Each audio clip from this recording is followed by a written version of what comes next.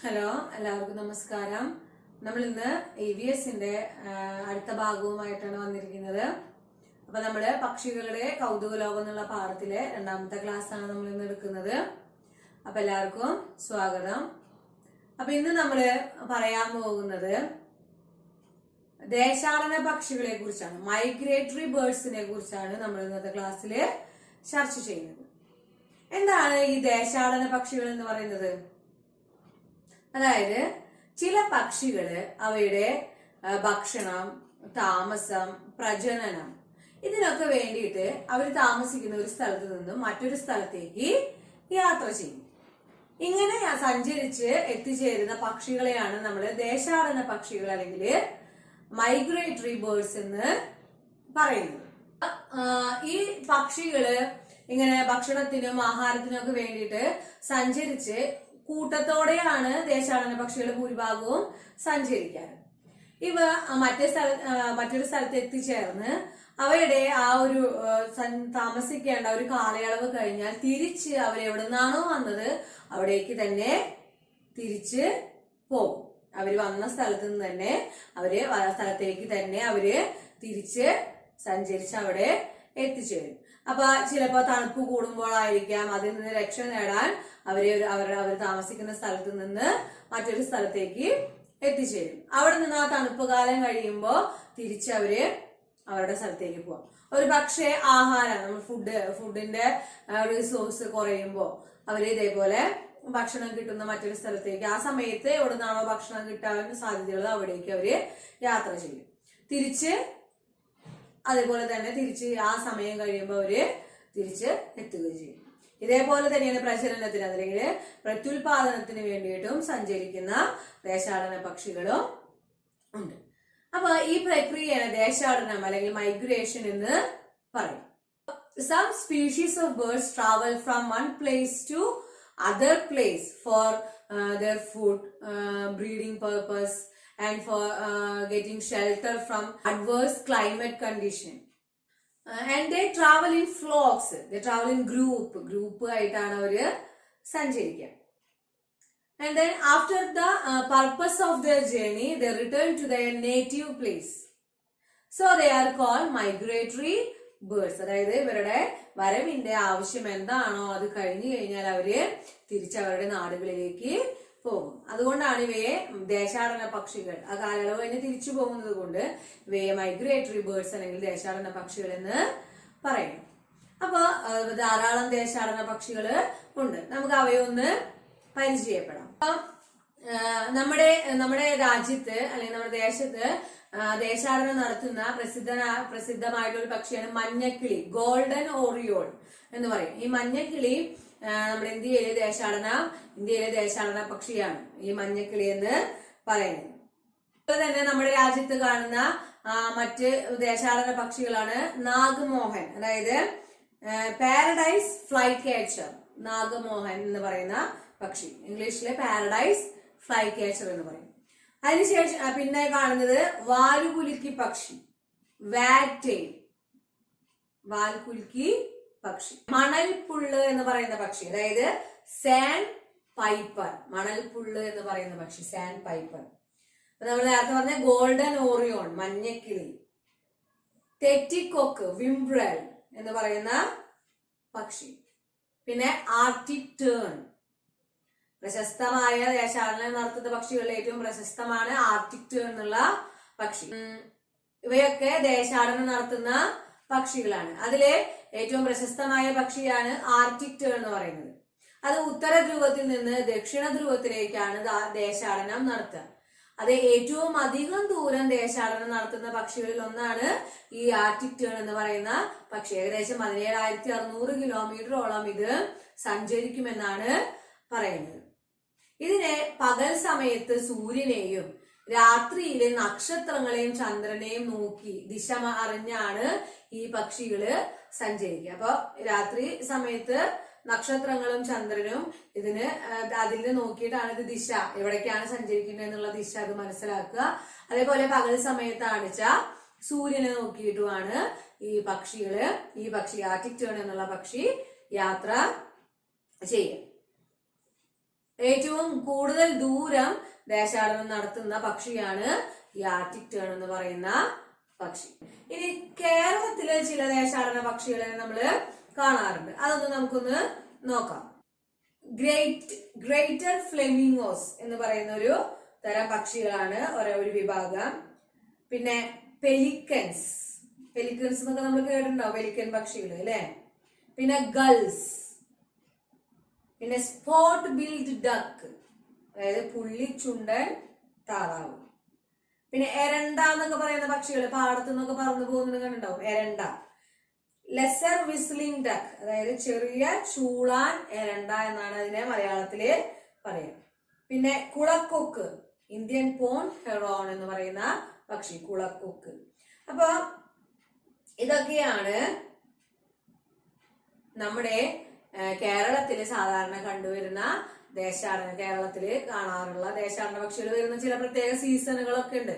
ആ സമയത്ത് നമ്മുടെ നാട്ടില് കേരളത്തിൽ കണ്ടുവരുന്ന പക്ഷികളാണ് ഈ പറഞ്ഞ പക്ഷികൾ. ഇനി നമ്മൾ നേരത്തെ ഒരു കാര്യം പറയാൻ വിട്ടുപോയി.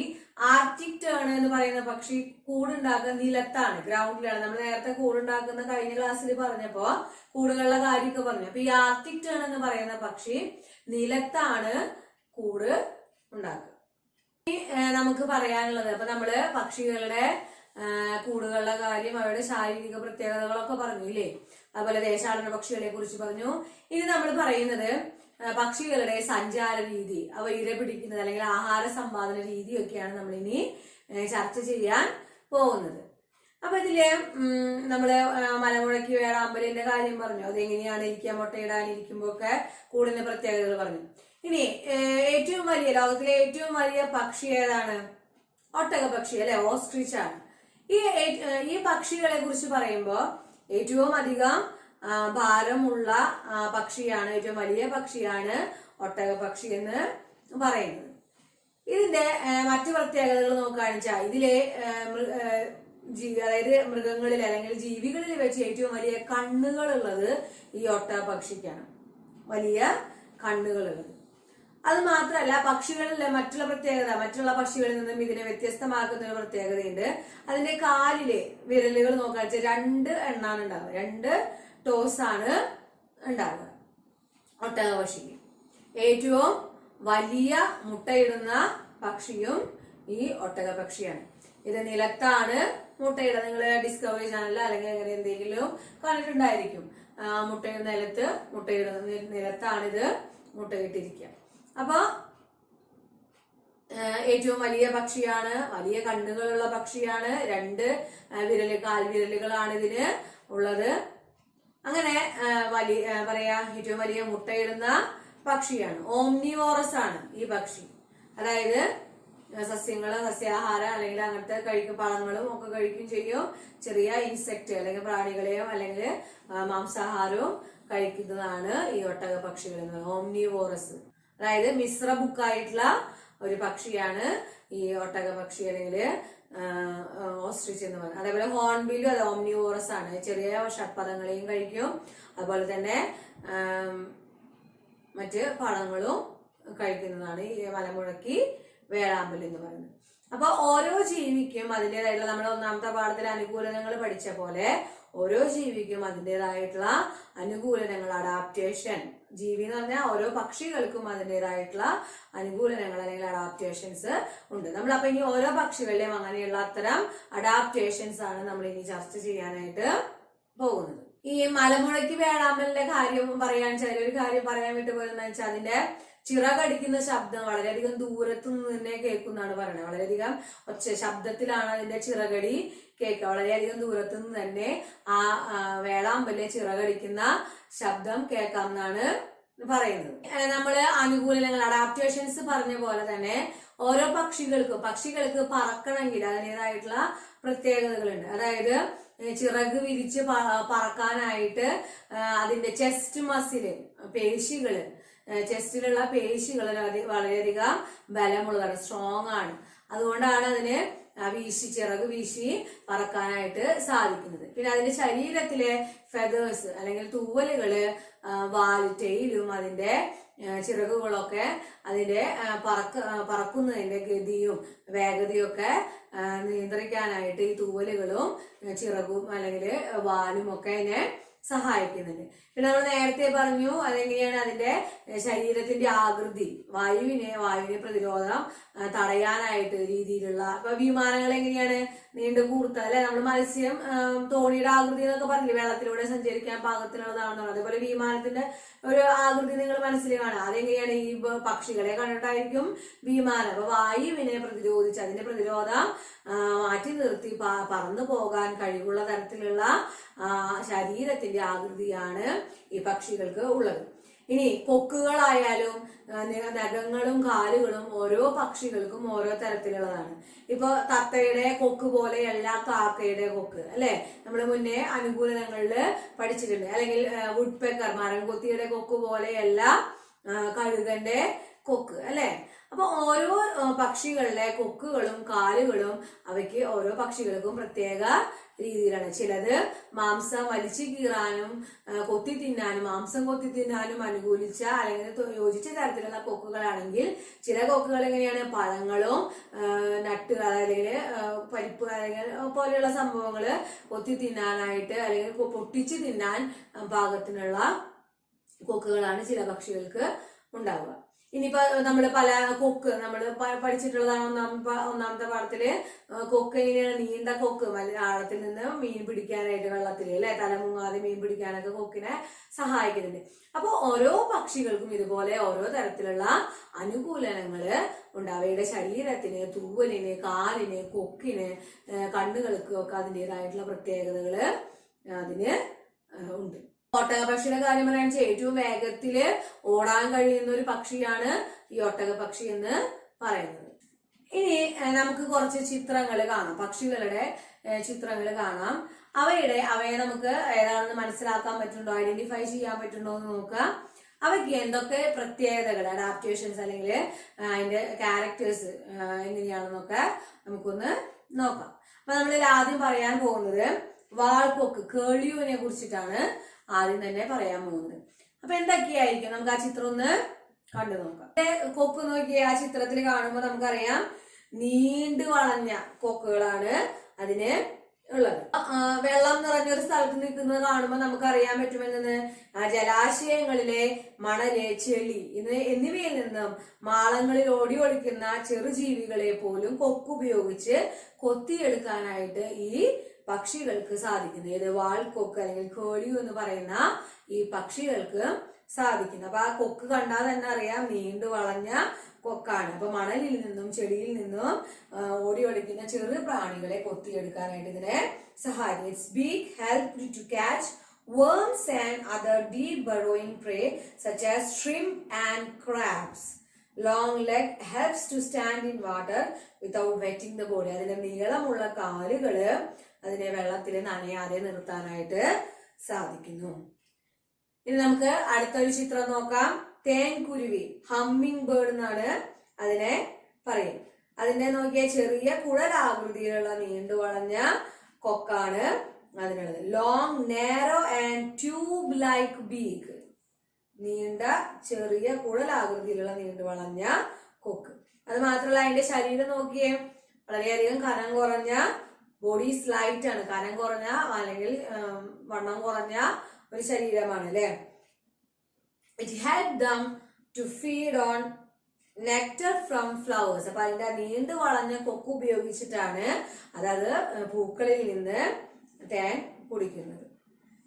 അത് മാത്രല്ല അതിന്റെ കനം കുറഞ്ഞ ശരീരം, ബോഡി സ്ലൈറ്റ് ആണെന്ന് നമ്മൾ പറഞ്ഞു അല്ലേ. അപ്പൊ ആ ശരീരം മുഖാന്തരം നമുക്ക് അതിൽ നിന്ന് അതിനെ പറന്ന് നിൽക്കാൻ, അതിന്റെ ബോഡി ബാലൻസ് ചെയ്തിട്ട് നിൽക്കാനായിട്ട് അതിനെ സഹായിക്കുന്നു. അതായത് പൂവില് ഇരുന്നിട്ടല്ലാതെ തേൻ കുടിക്കുന്നത് എങ്ങനെയാണ്, പറന്ന് നിന്നുകൊണ്ട്, അതായത് വായുവില് പറന്ന് നിന്നുകൊണ്ട് ചിറകട്ട് അടിച്ചുകൊണ്ടാണ് തേൻ കുടിക്കുക. നമ്മൾ ശ്രദ്ധിച്ച് കണ്ടിട്ടുണ്ടായിരിക്കും തേൻ കുരുവിനെയൊക്കെ. അപ്പൊ അതിന്റെ ആ ശരീരഭാരം കുറഞ്ഞത് കൊണ്ടാണ് അതിനങ്ങനെ ചിറകടിച്ച് നിന്ന് തേൻ കുടിക്കാനായിട്ട് സാധിക്കുന്നത്. പിന്നെ അത് മാത്രമല്ല അതിന്റെ ഒരു പ്രത്യേകത, വേറൊരു പ്രത്യേകതയുണ്ട്. അതിന്റെ ചിറകുകള് റൊട്ടേറ്റ് ചെയ്യാൻ, ഏത് ഡയറക്ഷനിൽ വേണമെങ്കിലും അതിനെ തിരിക്കാനായിട്ട്, ഏത് ദിശയിൽ വേണമെങ്കിലും ചിറക് തിരിക്കാൻ ആ പക്ഷിക്ക് സാധിക്കും. അതായത് മുമ്പോട്ടും പിറകോട്ടും വളരെയധികം വേഗത്തില് അതിന്റെ ദിശ മാറ്റാനും ചിറകിട്ടടിക്കാനും ഈ പക്ഷികൾക്ക് സാധിക്കും. ഈ തേൻകുരുവി ഹമ്മിങ് ബേർഡിന് സാധിക്കും. ഇനി നമ്മൾ അടുത്തത് കാണാൻ പോകുന്നത് വർണ്ണക്കൊക്കാണ്, അതായത് പെലിക്കൻ. നമ്മൾ കണ്ടിട്ടുള്ള, നമ്മൾ നേരത്തെ കണ്ടതാണ് പെലിക്കൻ പക്ഷി. നീണ്ട വലിയ കൊക്കുകളാണ് അതിനുള്ളത്. Long neck and long beak, നീണ്ട കഴുത്തും കൊക്കുമാണ് അതിന് ഉള്ളത്. അതിനെന്താണ്, വെള്ളത്തിന്റെ ആഴത്തിൽ നിന്ന് പോലും അതിന് മീൻ പിടിക്കാനായിട്ട് സാധിക്കുന്നു. അപ്പൊ കൊക്ക് നീളം കൂടുതലുള്ളത് കൊണ്ട് തന്നെ തല വെള്ളത്തിൽ മുങ്ങാതെ മീൻ പിടിക്കാനായിട്ട് അതിന് സാധിക്കും പെലിക്കൻ പക്ഷിക്ക്. അതായത് long neck and long beak. It helps the pelican to catch fish from under the water without dipping its head in water. തല വെള്ളത്തിൽ മുങ്ങാതെ മീൻ പിടിക്കാനായിട്ട് സാധിക്കും. അടുത്തത് താമരക്കോഴി. അടുത്ത ചിത്രം ബ്രോൺസ് വിങ്ഡ് ജക്കാന എന്നാണ് അതിന്റെ പേര്. Long leg and very long toes. It is the bird with the longest toes. ആ ചിത്രം നോക്കുകയാണെന്ന് വെച്ചാൽ അതിന്റെ കാൽവിരലുകൾ നോക്കുകയാണെന്ന് വെച്ചാൽ നീണ്ട, നമ്മള് കാല് നീളം കൂടുതൽ നമ്മൾ പറയാറുണ്ട്, പക്ഷെ അതിലത്തെ വിരലുകൾ ശ്രദ്ധിക്കുക. കാലിലത്തെ വിരലുകൾ നോക്കുകയാണെന്ന് വെച്ചാൽ ഏറ്റവും നീളം കൂടിയ വിരലുകളുള്ള പക്ഷിയാണ് ഈ താമരക്കോഴി എന്ന് പറയുന്നത്. ബ്രോൺസ് വിങ്ഡ് ജക്കാന എന്ന് പറയുന്നത്. അതിന്റെ വിരലുകൾ വളരെ നീളം കൂടിയതും കനം കുറഞ്ഞതുമാണ്. അതായത് ഈ ഒഴുകുന്ന വെള്ളത്തിൽ കൂടെ, അല്ലെങ്കിൽ വെള്ളത്തിന് മുകളിലുള്ള താമരയുടെ ഇലയോ അല്ലെങ്കിൽ ഏതെങ്കിലും ഇലകളുടെ മുകളിൽ കൂടെ നടക്കാനായിട്ട് ഈ കനം കുറഞ്ഞ നീളം കൂടിയ വിരലുകൾ ഇതിനെ സഹായിക്കുന്നുണ്ട്.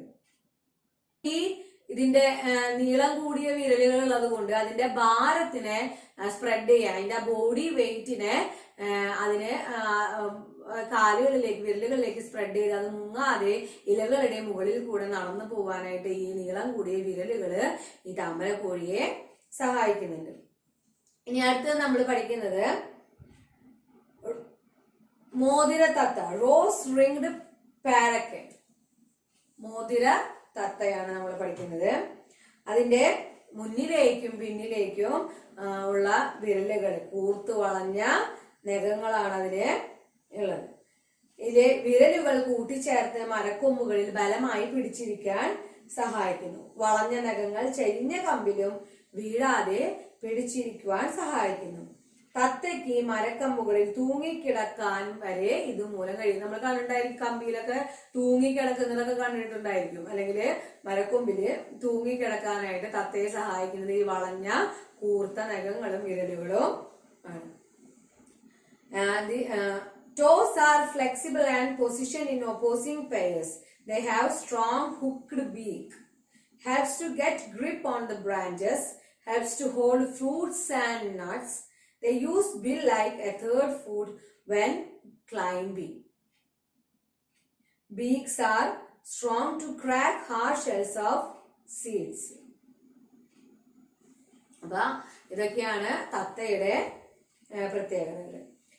ഇനി പറയുന്നത് കാട്ടുതാറാവും, വൈൽഡ് ഡക്കിനെ കുറിച്ചാണ്. കാട്ടുതാറാവ്, നമുക്ക് അതിന്റെ ചിത്രം ഒന്ന് നോക്കാം. അതിന്റെ ഷേപ്പ് നോക്കിയേ, ബോട്ട് ലൈക്ക് ഷേപ്പാണ്. നമ്മള് അഡാപ്റ്റേഷന്റെ പാഠത്തിൽ പഠിച്ച പോലെ തോണിയുടേത് പോലെയുള്ള ശരീരാകൃതി. അതുകൊണ്ട് എന്താണ് അതിന്റെ ചിറക് നോക്കുകയാണെന്ന് വെച്ചാൽ ലോങ് ആൻഡ് സ്ട്രോങ് ആണ്. കാട്ടുതാറാവിന്റെ വിങ്സ്, വൈൽഡ് ഡക്കിന്റെ വിങ്സ് ലോങ് ആൻഡ് സ്ട്രോങ് ആണ്. അതുകൊണ്ട് അതിനെ ഹെൽപ്സ് ഫ്ലൈ ഇൻ എയർ, വായുവിലൂടെ അതിനെ പറക്കാൻ സഹായിക്കുന്നു. മാത്രല്ല അത് പറക്കുമ്പോ അതിന്റെ കാലുകള് മടക്കി ശരീരത്തോട് ചേർത്ത് വെക്കാനായിട്ട് അതിനെ സഹായിക്കുന്നു. ഇപ്പൊ താറാവായതുകൊണ്ട് അതിന് വെബ്ഡ് ഫീറ്റും ഉണ്ടായിരിക്കും അല്ലെ, അതിനെ നീന്താനും സാധിക്കുന്നുണ്ട് ഈ കാട്ടുതാറാവിന്. അപ്പൊ ഇത്രയാണ് നമ്മുടെ പുതിയ പക്ഷികളുടെ അനുകൂലങ്ങൾ നമ്മൾ പഠിക്കുന്നത്. ഇനി നമുക്ക് പരുന്ത് നമ്മൾ മുന്നേ പഠിച്ചിട്ടുള്ളതാണ്. ഈഗിളിന്റെ പ്രത്യേകതകൾ എന്തൊക്കെയാണ് നമുക്ക് മുന്നേ അറിയാം. എന്താണ്, വളരെ ഉയരത്തിൽ പറന്നാലും താഴെയുള്ള ഇരകളെ കാണാൻ സാധിക്കുന്ന തരത്തിലുള്ള കാഴ്ച ശക്തി അതിനുണ്ട് അല്ലേ. അത് മാത്രല്ല പക്ഷികളെയും അല്ലെങ്കിൽ അതിന്റെ ഇരയെ നഖങ്ങളില് കോർത്ത് കൊളത്തിയെടുത്ത് പറക്കാനുള്ള ശക്തി അതിന്റെ കാലിനും നഖങ്ങൾക്കും ഉണ്ട്. പിന്നെ മാംസം കൊത്തി കീറാൻ പാകത്തിനുള്ള പറയാ കൊക്കുകളാണ് അതിന് ഉള്ളത്. It has a strong, sharp and hooked beak. It helps to tear the flesh of prey. അതായത് എന്താ, അതിന്റെ ഹുക്ക് പോലെയുള്ള അല്ലെങ്കിൽ നല്ല സ്ട്രോങ് ആയിട്ടുള്ള ഹുക്ക് ഷേപ്പിലുള്ള ബീക്കാണ്, കൊക്കാണ് ഈഗിളിനുള്ളത്. അത് കൊളത്ത് പോലെയുള്ള കൊത്തി വലിക്കാൻ കഴിയുന്ന തരത്തിലുള്ള കൊക്കുകളാണ് ഈ പരുന്തിനുള്ളത്. അതുകൊണ്ട് തന്നെ ആ ഇരകളുടെ മാംസം വലിച്ചു കീറാനായിട്ട്, കൊത്തി കീറാനായിട്ട് അതിന്റെ കൊക്കുകളെ സഹായിക്കുന്നുണ്ട്. പിന്നെ എന്തൊക്കെയാണ്, അതിന്റെ കാലുകള് വളരെയധികം സ്ട്രോങ് ആണ്. It legs are very strong, വളരെയധികം ആരോഗ്യമുള്ള ബലമുള്ള കാലുകളാണ്. It has sharp curved claws, they help hold the prey and keep it under control. അതിന്റെ ക്ലോസ്, കാലിലെ നഖങ്ങള് വളരെയധികം സ്ട്രോങ് ആണ്. അതിനെ ഇരയെ പിടിച്ച് ഹോൾഡ് ചെയ്ത് അതിന്റെ കൺട്രോളിൽ നിർത്താൻ, പിടിച്ചു നിർത്താനുള്ള കഴിവുള്ള തരത്തിലുള്ള കാലുകളാണ് അതിന് ഉള്ളത്. പിന്നെ അതിന്റെ ചിറകുകള്, it has long and strong wings to fly high carrying the prey. അതിന്റെ ചിറകുകൾക്ക് നല്ല ആരോഗ്യമുണ്ട്, അതിന്റെ ബോഡിക്കായാലും. അതായത് ഇരയെ പിടിച്ചുകൊണ്ട് പറക്കാൻ അതിന് സാധിക്കും. പിന്നെ they have sharp eyesight, it helps them to see the prey easily. വളരെയധികം കാഴ്ചശക്തി കൂടിയതാണ് ഈ പരുന്ത് എന്ന് പറയുന്നത്. അതിന് വളരെ ദൂരത്തുനിന്ന് പോലും അതിന്റെ ഇരയെ കാണാനായിട്ട് സാധിക്കും. അപ്പൊ ഇന്ന് നമ്മള് ഇതേപോലെ മരം കൊത്തിയുടെ നമ്മൾ കഴിഞ്ഞ ക്ലാസ്സിൽ പഠിച്ചിട്ടുണ്ട് അല്ലേ. അതിന്റെ കൊക്കുകൾ ഉപയോഗിച്ച് മരത്തിൽ കൊത്താനും ഇരയെ അതിൻ്റെ ഉള്ളിൽ പൊത്തുകളിൽ നിന്ന് പിടിച്ചെടുക്കാൻ സാധിക്കുന്ന തരത്തിലുള്ള നാക്കും അതിനുണ്ട്. അതുപോലെ അതിന്റെ വാല് ഒക്കെ മരത്തില് കുത്തനെ നിൽക്കാനായിട്ട് അതിന്റെ വാല് അതിനെ സഹായിക്കുന്നുണ്ട്. അതുപോലെ അതിന്റെ സ്കൾ, അതിന്റെ തലയോട്ടി എങ്ങനെ നല്ല സ്ട്രോങ് ആണെന്നൊക്കെ നമ്മള് പഠിച്ചിട്ടുണ്ട്, മുന്നത്തെ 1ാമത്തെ പാഠത്തില് പഠിച്ചിട്ടുണ്ട്. അപ്പൊ അത് നിങ്ങള് ഇത് പഠിക്കുമ്പോ ഒന്ന് ഓർമ്മിക്കുക എന്തൊക്കെയാണ് പഠിച്ചിട്ടുള്ളത്. അപ്പൊ ഇതൊക്കെയാണ് പക്ഷികളുടെ ബോഡിയുടെ സ്ട്രക്ചർ അല്ലെങ്കിൽ ശാരീരിക പ്രത്യേകതകളും ഇര പിടിക്കുന്ന രീതിയും അതിനെങ്ങനെയൊക്കെ സഹായിക്കുന്നു എന്നുള്ളത് നമ്മൾ ഇന്നിവിടെ ചർച്ച ചെയ്തു. അപ്പൊ നമുക്ക് ഇന്നത്തെ ക്ലാസ് നിങ്ങൾക്ക് മനസ്സിലായെന്ന് വിചാരിക്കുന്നു. നമുക്കിനി അടുത്ത ക്ലാസ്സിൽ വീണ്ടും കാണാം.